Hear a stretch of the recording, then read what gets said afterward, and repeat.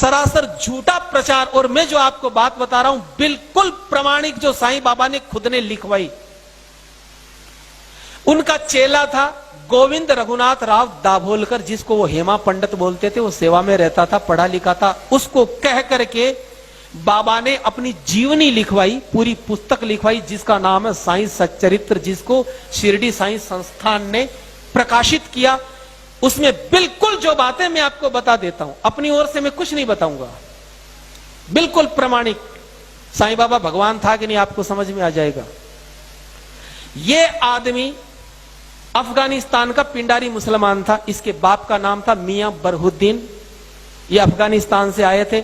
1838 में साईं बाबा का जन्म हुआ। कहां हुआ? अहमदनगर की एक वेश्या, उसके पास में इसका बाप मियां बरहुद्दीन जो था, वो डकैतों का ग्रुप चलाता था हिंदुस्तान में, लुटेरों का। तो वो अहमदनगर की एक वेश्या के पास रहने लग गया। उससे 2 संतानें हुई, एक लड़की और एक लड़का। लड़के का नाम रखा चांद मियां, और यही व्यक्ति, इसको साईं बाबा अब बोलते हो। जब ये थोड़ा सा बड़ा हुआ तो झोली फैलाने का काम, फेरी लगाने का काम इसको सौंपा। 6 साल की उम्र से 12 साल की उम्र तक इसने झोली घुमाई और रेकी करता था कि कौन से घर को लूटना है। कभी आप देखते हो चद्दर घुमाते हुए, ये काम इनके पास था। 12 साल की उम्र में साईं बाबा पकड़ा गया अंग्रेजों की जेल में। 8 साल तक डकैतों के ग्रुप के साथ ये पकड़ा गया था और 8 साल तक अंग्रेजों की कैद में रहा। इसका बाप भाग गया था। फिर इसके बाप ने अंग्रेजों से समझौता करके छुड़वाया। तो अंग्रेजों ने कहा कि तुम हमारे लिए काम करो, हम तुम्हारे लिए करेंगे, तुम्हारे लड़के को छोड़ देंगे। क्या काम है? बोले कि झांसी की रानी लक्ष्मीबाई को हमें जीतना है। इसके बाप ने हाँ करी।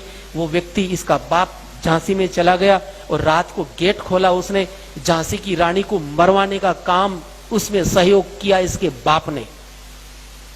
18 साल की उम्र में अंग्रेजों से समझौता हुआ साईं का, तो साईं को भेजा, पूना में भेजा गया।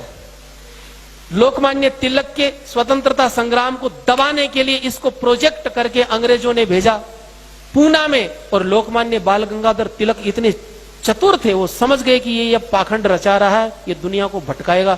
लोकमान्य तिलक ने चौराहे पर पटक करके अपनी जूती से पीटा इस आदमी को। वो जूती पहनते थे आगे से, तीखी तीखी सी, उस नीचे पटक करके पीटा और कहा फिर कभी यहां दिख गया तो जान से मार दूंगा। तो ये आदमी वहां से भागा। बिल्कुल पाखंड का रूप इसने धारण किया लोगों को ठगने के लिए। मैं भूत प्रेत जानता हूं, मैं तंत्र मंत्र जानता हूं, मैं ये करूं, मैं बेटा दूंगा, मैं आरोग्य दूंगा, मैं पैसा दूंगा, पाखंड। फिर ये व्यक्ति शिरडी में आया 20 साल की उम्र में। शिरडी में क्यों, बंबई में क्यों नहीं? क्योंकि शिरडी में, उस क्षेत्र में संत ज्ञानेश्वर हुए थे।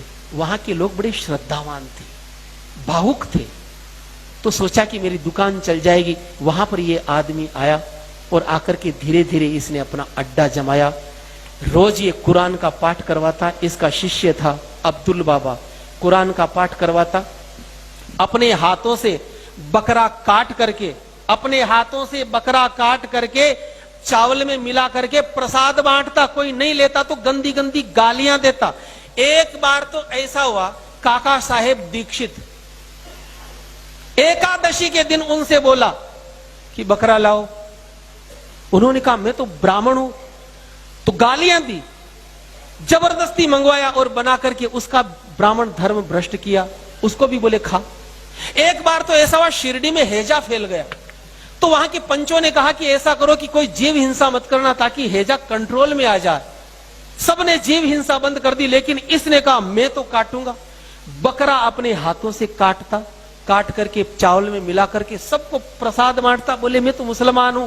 ये आदमी महीनों महीनों नहाता नहीं था। संडास जाने का डिब्बा, उसी से ये आदमी पानी पीता। चिलम पीता था। सन 1887 में इसको दमे की बीमारी हुई चिलम की वजह से। अपनी दमे की बीमारी ये जिंदगी में कभी ठीक नहीं कर पाया। और 1918 में 3 दिन दमे का इसको अटैक आया। और 1918 में दशहरे का दिन था, उस दिन ये आदमी मर गया।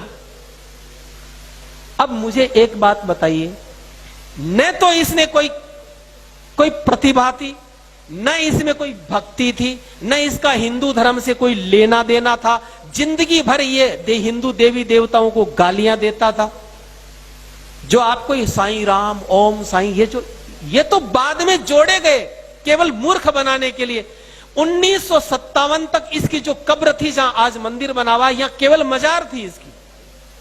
यहां पर अब्दुल बाबा इसका मजार का पैसा लेता था, लेकिन वो मर गया।